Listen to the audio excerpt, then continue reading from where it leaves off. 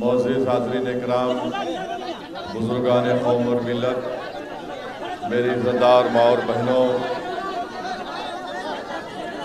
किशनगंज और कोचा दामन के मेरे गयूर नौजवान साथियों, मोहतरम जनाब अख्तरुल ईमान साहब, सदर अध्यक्ष बिहार मजलिस इत्तेहादुल मुस्लिमीन, मेरे भाई तौसीफ आलम साहब जो बहादुरगंज के मजलिस इत्तेहादुल मुस्लिमीन के उम्मीदवार हैं, मोहतरम जनाब आदिल हुसैन साहब, जनाब वारिस पठान साहब, रुकन असम्बली जनाब माजिद हुसैन साहब, मेरे अजीज़ दोस्तों और बुज़ुर्गों, मजलिस इत्तेहादुल मुस्लिमीन की जानिब से आज एक नुक्कड़ सभा आपके इस इलाक़े में की जा रही है। 4 दिन का एक प्रोग्राम बनाया गया है पूरे सीमांचल के मुख्तलिफ विधानसभा में। ये हमारी गाड़ियों का काफ़िला, जिसको इंसाफ रैली के नाम, इंसाफ का नाम दिया, यात्रा का नाम दिया गया है। और आप जानते हैं कि आपके इस इलाक़े में बहुत से मसले मसाइल हैं। यहाँ पर ज़मीन कट जाती है, ख़ास तौर से मोतिहारी ताल्लुक़ा में हलदंगा गांव में, धोबीदंगा गांव में और बक्सा गांव में। हमारे लिए बड़ी अफसोस की बात ये रही कि आप और हमने मिलकर कोचा दामन से मजलिस के उम्मीदवार को कामयाब किया, मगर अफसोस इस बात का रहा कि हमारे 4 विधायक को राजद के लोगों ने खरीद लिया।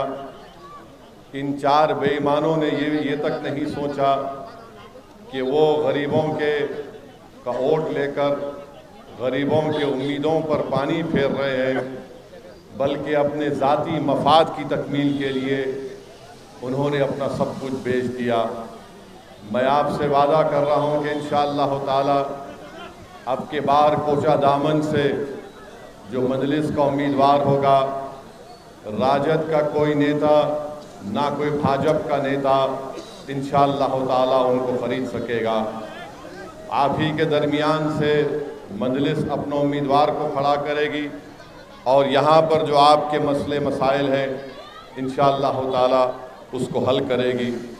लोग मजलिस पार्टी से बोलते कि आप मंत्री नहीं बनते हैं, तो हम उनसे कहना चाह रहे हैं कि पिछले 50-60 साल से जो लोग मंत्री बने, मुख्यमंत्री बने, संतरी बने, हमारे सवाल का जवाब दो, तुमने क्या सीमांचल के लिए कुछ किया? क्या तुमने सीमांचल में जो ज़मीन कट जाती है सैलाब में, उसकी रोकथाम के लिए कोई कार्रवाई की? नहीं किया। क्या तुमने यहाँ पर अलीगढ़ मुस्लिम यूनिवर्सिटी का जो सेंटर है उसको मजबूत करने की बात की या कुछ काम किया? आपने कुछ नहीं किया। कोई क्या जो लोग राजद में चले गए भागकर, बताओ क्या तुमने कोचा दामन में एक रेलवे स्टेशन तुम खोल सके? नहीं खोल सके। बताओ तुमने जेडीयू के साथ रहे, तुमने अपनी ज़ाती मफादात की तकमील की, तुम तो दौलतमंद बन गए, मगर बताओ क्या गाया की तरह सीमांचल में कोई इंडस्ट्रियल पॉलिसी का तुमने कोई काम किया? मैं आपको बताना चाहता हूं कि बिहार में करीब 60% आबादी 25 साल से कम उम्र की है। ये इंसाफ की यात्रा उन नौजवानों को इंसाफ दिलाने के लिए निकाली जा रही है। हम ये नहीं चाहते कि जिस तरह हमारे बुज़ुर्गों की जवानियों को बर्बाद कर दिया गया, इसी तरह हमारे मौजूदा नौजवानों की जवानी को बर्बाद कर दिया जाए। तो मेरी आपसे गुजारिश है कि आप लोग मजलिस का साथ दीजिए और आने वाले विधानसभा के चुनाव में, चाहे वो कोचा दामन हो या किशनगंज हो, यहाँ से आप मजलिस के उम्मीदवारों को कामयाब और कामरान करिए। और याद रखिए कि अख्तरुल ईमान साहब ने पूरी कोशिश की कि हमको भी महागठबंधन के अलायंस में लिया जाए। अख्तरुल ईमान साहब ने बहैसियत बिहार प्रदेश के अध्यक्ष के 2 खत लिखे और आखिरी ख़त उन्होंने तेजस्वी यादव को लिखा।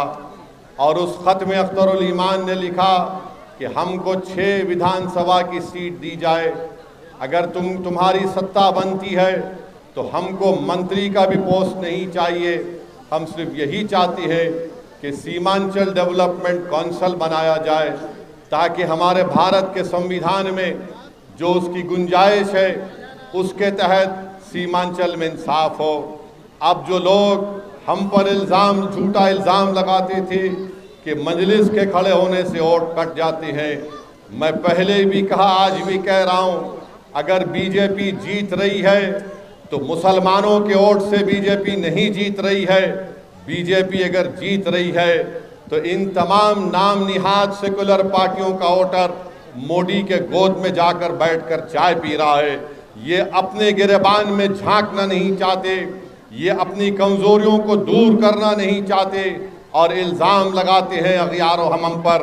अरे तुम्हारे दरमियान में जो लोग खड़े हैं वो तुम्हारा कितना साथ दे रहे हैं वो देख लो। मगर मेरे अजीज़ दोस्तों और बुजुर्गों, ये हमारा इखलास, ये हमारा पैगाम आप तक पहुंचना ज़रूरी है। मजलिस ने जो ख़त लिखा वो कमज़ोरी की बुनियाद पर नहीं लिखा बल्कि ताकत की बुनियाद पर लिखा।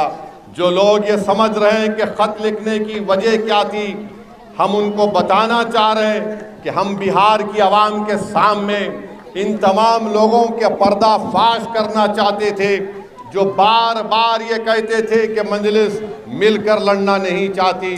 अरे आज हम तुमको कह रहे हैं, मगर तुम इसको कबूल करोगे नहीं करोगे वो बिहार की जनता देख रही है, सीमांचल की जनता देख रही है और पूरी दुनिया देख रही है।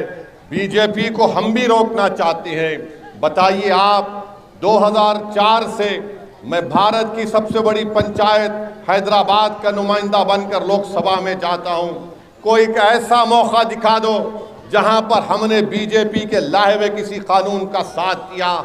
अरे जब कांग्रेस की मनमोहन सिंह की सरकार थी तब भी जब यूएपीए का कानून बनाया गया मैंने उस कानून की मुखालिफत की, उसके खिलाफ वोट डाला, क्योंकि हम जानते थे कि इस तरह के कवानीन का इस्तेमाल दलित, मुसलमान और आदिवासियों पर होगा। जब अमित शाह ने 2019 में यूएपीए का कानून अमेंडमेंट तरमीम लेकर आई तो क्या जो हमको आज गाली देने वाले हैं, बताओ क्या कांग्रेस पार्टी ने उसका साथ नहीं दिया? क्या राजद ने उसका साथ नहीं दिया? 5-5, 6-6 साल से दिल्ली की तिहाड़ जेल में मुस्लिम बच्चे और बच्चियां सड़ रहे हैं, उनको बेल नहीं मिलती, उनके माँ बाप मर जाते हैं, उनकी जवानियां बर्बाद की जा रही हैं और इल्ज़ाम हम पे लगाया जाता है।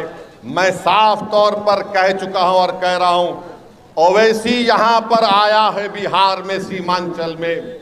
मैं यहाँ पर जब तक अल्लाह मुझे जिंदा रखेगा मैं सीमांचल की लड़ाई लड़ता रहूँगा। मेरी मौत मेरी इस आवाज़ को बंद कर सकती है। मैं मर भी जाऊँगा तो मुझे यकीन है कि हम जो सीमांचल की लड़ाई का आगाज़ किए हैं, जब हम खबरों में जाकर आराम से सो जाएंगे तब भी हमको यकीन है कि सीमांचल में एक इनकलाब बर्पा करके जाएंगे, यहाँ पर नेता बनाकर जाएंगे, उससे पहले नहीं जाएंगे। हमने 60 साल गुलामी की मुख्तलिफ सियासी पार्टियों की, 20-25 साल कांग्रेस को सत्ता मिली बिहार में, 15 साल राजद को मौका मिला, अब 21 साल या 22 साल नीतीश कुमार को हो गए। बताइए आप, बिहार पूरे भारत का सबसे पिछड़ा इलाका सीमांचल है, उसके बाद आसाम के लोअर आसाम के इलाके आते हैं। इसके जिम्मेदार हम भी हैं किसी हद तक, मुझे माफ़ कर देना, मैं सच्चाई को आपके सामने बयान कर रहा हूँ। इस नाइंसाफ़ी को अगर ख़त्म करना है, इंसाफ को हासिल करना है तो हमको मिलकर मजलिस के नुमाइंदों को कामयाब करना पड़ेगा। हमको मंत्री बनने का शौक़ नहीं है, हमको मंत्री या मुख्यमंत्री बनाने का शौक़ नहीं है। हमारी जिद और हमारी ज़िंदगी का मकसद ये है कि जिस तरह बिहार के मुख्तलिफ इलाकों में लोग इज्जत की ज़िंदगी गुजारते हैं, उसी तरह की इज्जत की ज़िंदगी किशनगंज, कोचादामोर और सीमांचल की जनता को मिले। ये मजहब की लड़ाई नहीं है, ये सीमांचल की लड़ाई है। इसमें आपका साथ चाहिए। जो बेईमान थे वो चंद पैसों के लिए अपना ईमान बेचकर भाग गए, जो ज़र्फ वाले थे, जिसमें ईमान था, वो अख्तरुल ईमान है जो आपके सामने खड़ा होकर लड़ रहा है। लोग बोलते हैं कि अरे आप मंत्री नहीं बने तो क्या होगा। अरे जो मंत्री बनता है वो सिर्फ अपने घर को मोटा कर सकता है, वो गरीब की गरीबी को मिटा नहीं सकता। जो मंत्री बनता है वो तुम्हारा नुमाइंदा नहीं होता, वो उस पार्टी की जबान के नुमाइंदा होता है।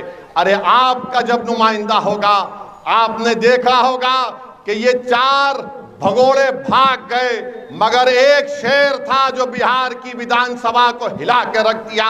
जो कोचा दामन हो, जो किशनगंज हो, जो कि सीमांचल हो, या बिहार का कोई भी वाकया होता हो, अख्तरुल ईमान इंसाफ की बात करते आए हैं। तो मेरे अजीज दोस्तों और बुजुर्गों, हम आपसे अपील करने आए हैं कि आप मजलिस का साथ दीजिए और इंशाअल्लाह ताला आप और हम मिलकर सीमांचल के में एक नई तारीख को रकम करेंगे। यहाँ पर स्कूल, यहाँ पर आप यहाँ पर इस इलाके में इतने स्कूल में इतने ज़्यादा बच्चे हैं कि क्लासरूम नहीं है। अरे ओवैसी को गाली देने वालों, क्या तुमने जूट की इंडस्ट्री यहाँ पर बनाई? तो इनको जाकर जूट की स्पेलिंग पूछो, जूट की स्पेलिंग तक भी नहीं बोल पाएंगे ये लोग। ये इस तरह के लोग हैं। ये नहीं चाहते कि तुम्हारा लीडर बने।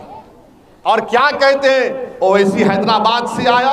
हाँ, हैदराबाद से आया हूं, भारत का हिस्सा है, चांद से नहीं आया हूं। और अगर चांद से जो आता है, कौन आता है? हैदराबाद से आया हूं। मगर जो हरियाणा से आया, तुमने उसको राज्यसभा का टिकट दे दिया। बताओ आप, हम हैदराबाद से आए हैं और आता रहूंगा, मगर याद रखो मेरे आने से तुमको अगर पेट में दर्द हो रहा है, तुम्हारी रातों की नींद हराम हो चुकी है, तो मैं अपने मकसद में कामयाब हो रहा हूं। तुमने यहां पर आवाम को, यहां पर उनको बेदार होने नहीं दिया। तुमने यहां की आवाम को कहा कि सिर्फ हमको वोट डालो, हम तुमको हर चीज करके दे देंगे, हम फिरका परस्ती को रोक देंगे। कुछ नहीं रोक पाए। आपने वोट दिया, एक परिवार से 2 मुख्यमंत्री बन गए। आपने वोट दिया तो आज कोई कह रहा है कि मैं मुख्यमंत्री बनूंगा। मेरे भाई, मंत्री और मुख्यमंत्री बनने से ज्यादा नेता आपको बनना पड़ेगा। जब तुम नेता बनोगे तो 20-25 साल तक तुम्हारे प्रखंड में कोई नाइंसाफी नहीं होगी। इसी तरह मजलिस काम करना चाहती है कि आप में एक सियासी शऊर को बेदार किया जाए, आपकी सियासी क़ियादत हो। मुझे बोलने दीजिए, यादवों का नेता, राजपूतों का नेता, भूमिहार का नेता, दलितों का नेता, पासवान का नेता, मांझी का नेता, अरे सबका नेता है। और जब ओवैसी आकर कहता है बताओ तुम्हारा नेता क्या है, तो सब ये राम और शाम की जोड़ी एक और बोलते हैं अरे ये तोड़ने आया है। माने तुम नेता रहोगे तो तुम बहुत पुण्य का काम कर रहे हो, और मैं तुम्हारे ही प्रदेश में गरीब को नेता बनाना चाह रहा हूं, एक नहीं 100 बनाना चाहता हूं, तो हम पर इल्जाम लगा दिया जाता है। अरे याद रखो, भारत में लोकतंत्र है। लोकतंत्र में जब तेजस्वी मुख्यमंत्री बनने का ख्वाब देख सकता है, तो क्या एक किशनगंज कोचा दामन से नौजवान खड़े होकर नहीं कह सकता कि मैं नेता बनूंगा? अरे क्या हम पैदा इसलिए हुए कि तुम्हारे ख्वाबों को पूरा करेंगे और हम अपने ख्वाबों को चूकना-चूर कर देंगे? क्या हम पैदा इसलिए हुए कि अपने घरों को वीरान कर कर तुम्हारे महलों में चिराग जलाएंगे? ये नहीं हो सकता। ये बराबरी की लड़ाई है, ये इंसाफ का तकाजा ये है। अगर तुमको कोई चीज मिलेगी तो मुझे भी मिलना चाहिए। मैं अब तुम्हारे सामने सर झुकाकर तुमको अपना नेता मानने को तैयार नहीं हूं। तुम बात करना चाह रहे हो तो बराबरी की बात होगी, गुलामी की बात कभी नहीं हो सकती इंशाअल्लाह ताला। तो मेरे नौजवानों, बुजुर्गों, मेरी इज्जतदार माँ और बहनों, हम आपसे अपील कर रहे हैं कि आप मजलिस को मजबूत करिए। नौजवानों, तुम बिहार प्रदेश में तुम्हारी आबादी 60% के करीब है। ये लड़ाई आपकी है। कल आने वाला निकलने वाला सूरज तुम्हारे लिए होगा। अगर आज तुम यही समझ कर वोट डालोगे कि नहीं हमारे दादा ने, हमारे पुरखों ने 50 साल से इसी नाम पर वोट दिया, नहीं अब बेदारी का वक्त है। हमने 50 साल इन लोगों पर भरोसा किया, बताओ क्या मिला हमको? कुछ नहीं मिला। यकीनन बीजेपी को रोकना है। और मोदी ने जो वक्फ का कानून बनाया वो सिर्फ मस्जिदों को छीनने के लिए, कब्रस्तानों को छीनने के लिए, दरगाह और खानखाहों को छीनने के लिए बनाया गया है। दुनिया ने देखा कि भारत की पार्लियामेंट में किसी ने यह कहकर इस कानून को काला कानून कहकर फाड़ दिया तो उसका नाम ओवैसी था। तो मेरे अजीज दोस्तों और बुजुर्गों, आप आइए, मजलिस को मजबूत करिए। आज दिन भर हमारी नुक्कड़ सभाएं हैं, 27 तारीख तक इंशाअल्लाह प्रोग्राम चलेगा। मुझे यकीन है कि ये एक मुस्बित तब्दीली पैदा करेगा सीमांचल में, और आप तमाम का हमको साथ चाहिए। तो लगाइए मेरे साथ, सीमांचल की सरजमीन जिंदाबाद, सीमांचल की सरजमीन जिंदाबाद, सीमांचल की सरजमीन जिंदाबाद, अख्तरुल ईमान जिंदाबाद, अख्तरुल ईमान जिंदाबाद, MIM पार्टी जिंदाबाद।